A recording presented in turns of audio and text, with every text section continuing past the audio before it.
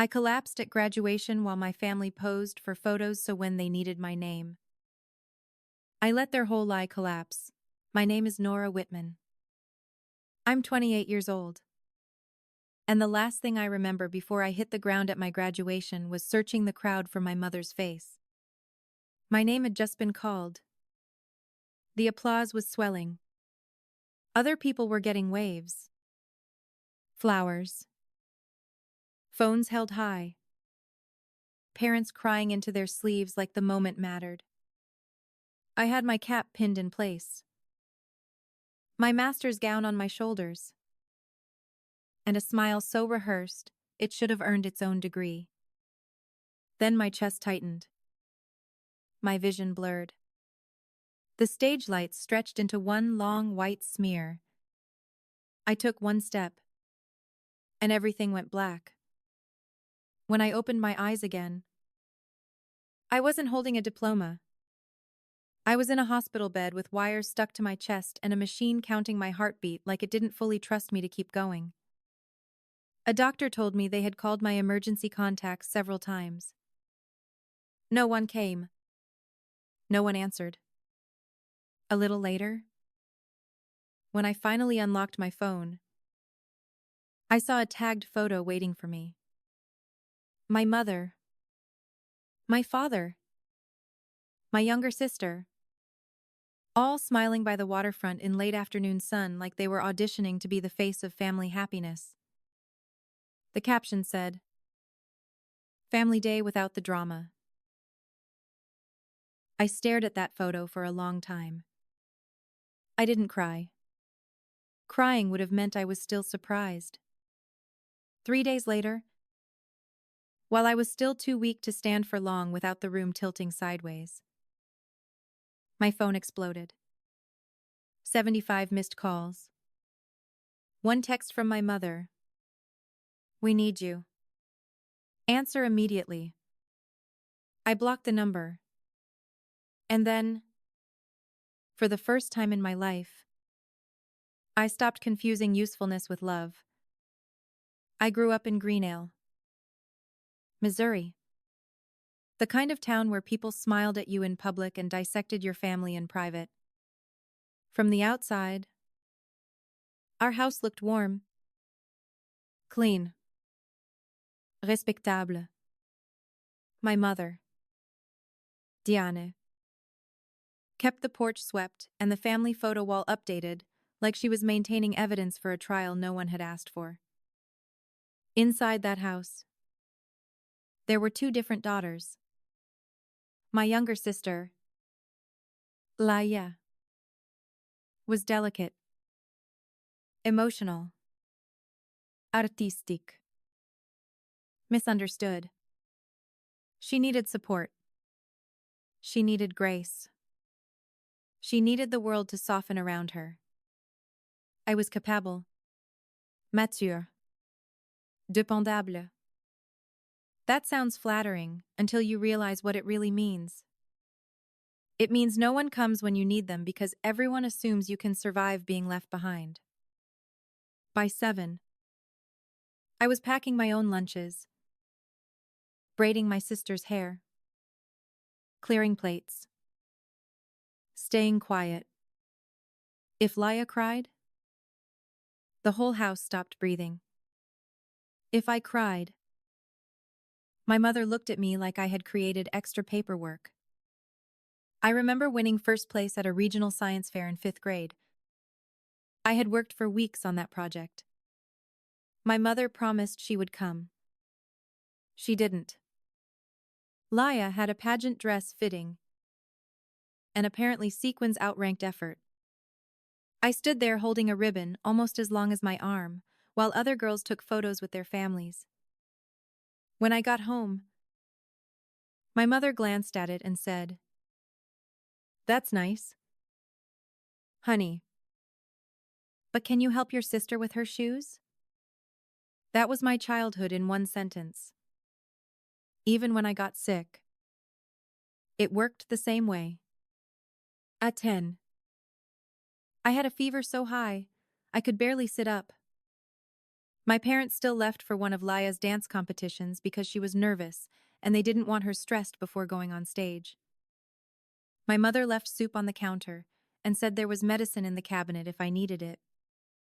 I watched their car disappear down the driveway and learned something no child should have to learn that early. In our house, comfort was not given by need. It was assigned by rank. By high school, I wasn't really a daughter anymore. I was a solution. When Laya stole my father's truck one night, clipped a mailbox, sideswiped a parked car, and came home shaking, my parents didn't ask what happened. They decided what story would be safest. And somehow the safest story was me. You're the one with the clean record. My mother said, if this follows Leia, it could hurt her future. So when the officer came, I said I had been the one driving. I was 16. Nobody thanked me. My mother just exhaled and said, good. That's handled. That was the night I understood my role with absolute clarity. I was not someone they protected. I was the padding they used to soften consequences for someone else. The first adult who ever really saw that was my school counselor, Mrs. Killer. One afternoon, she asked me a question so simple it almost broke me. Nora, when are you happy? I didn't know. Not because I had never been happy, but because I had spent so many years being useful that I had stopped asking whether I existed anywhere inside all that usefulness. She pushed me to apply to colleges far from Missouri. I found Seattle by accident and stayed for the program. Speech and hearing sciences. The idea of helping children find language. Helping families communicate honestly. Felt almost painfully personal. I got in. I got aid. He left. My mother cried when I told her. But not because she would miss me. She cried because distance meant less control. Seattle was hard and expensive and gray. And I loved it immediately.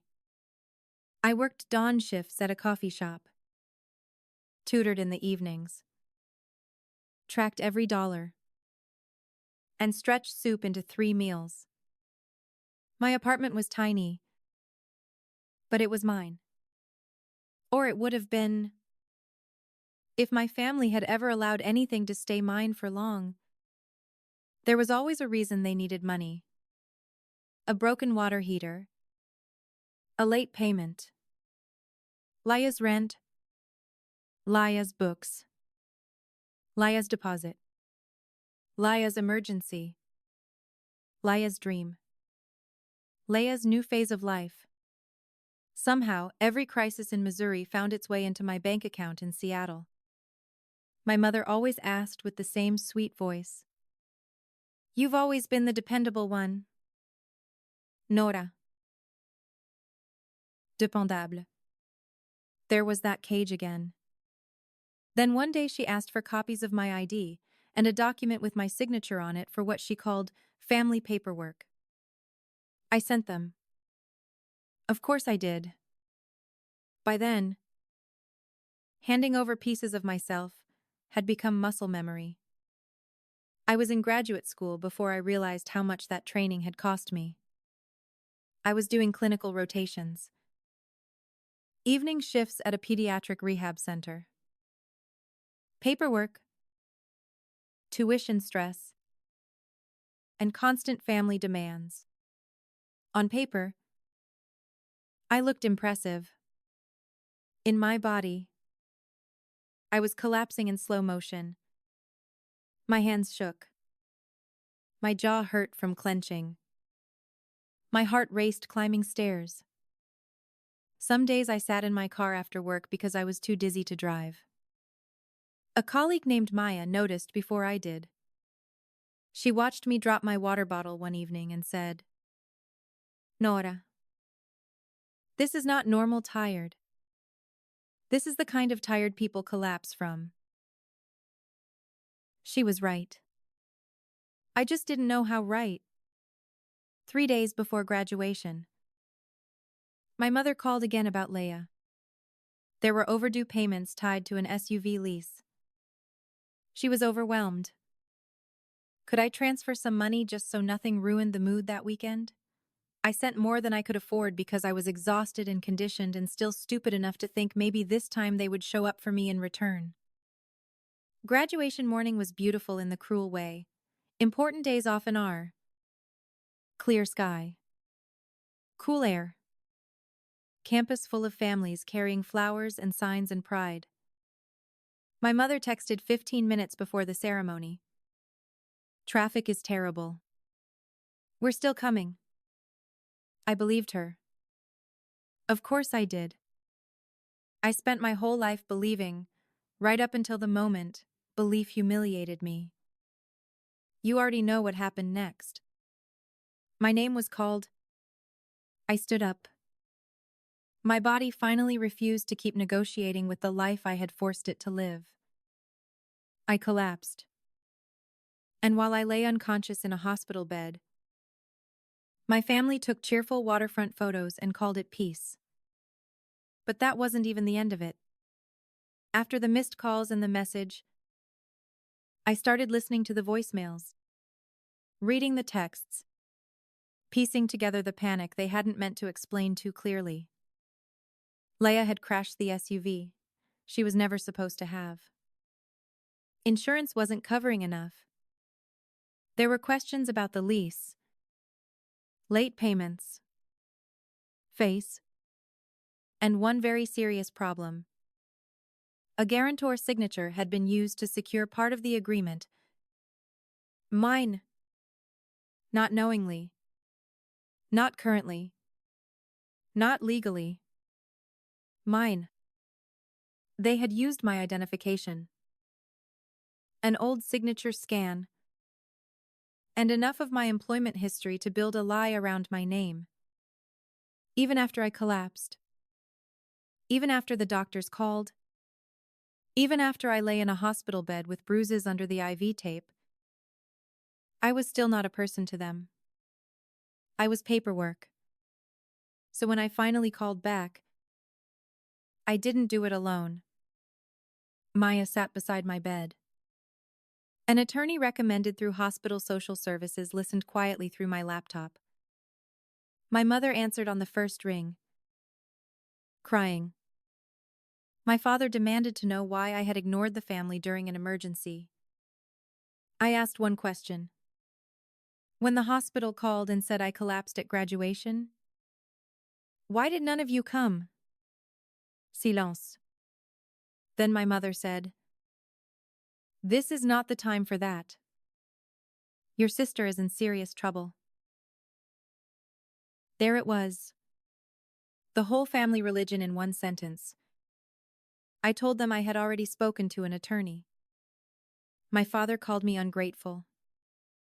My mother said family helps family. They said I was the only one who could fix it. And for the first time in my life, I said no. Not angrily. Not dramatically. Just no. I told them I would not confirm any document I had not knowingly signed. I told them any further use of my information would be treated as fraud. Then I said the truest thing I had ever said to them. You did not raise a daughter. You trained a backup plan. After that, everything moved fast. Legal notices. Credit freezes. Reports filed. My name removed from every shared account and document I could find. And then I made one public post. Calm. Factual. Précis. I stated that I had collapsed at graduation. That my emergency contacts had failed to respond. And that I had discovered financial documents tied to my identity that I had not authorized. That post traveled through Greenale faster than any rumor ever had. The dealership pulled back. My mother lost her precious church committee seat. Leia lost the SUV. My father had to start selling things he once bragged about owning. And once my name stopped cushioning their decisions, the whole system they had built around using me started to sag under its own weight. That was the real justice. Not fire. Not screaming. Structure. The day the person carrying everyone else finally steps away, and the whole rotten machine reveals it was never standing on love at all. It was standing on access. I recovered slowly after that. Therapy. Fewer hours. Better boundaries. Maya became my real emergency contact. My heartbeat steadied.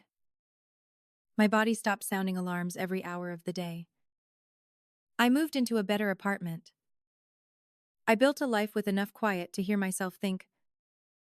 And a year later, I sat in the audience at another graduation. This time for one of the children I had worked with. He spoke clearly into a microphone in a way that once felt impossible for him. And when he finished, his mother cried and ran to him like joy had somewhere to go. I put my hand over my chest and felt a heartbeat that was steady. Normal. Mine. And in that moment, I didn't miss my family. I missed the idea of what family should have been. Then I let even that go. Because losing them was not the tragedy I once thought it was. The real tragedy would have been staying.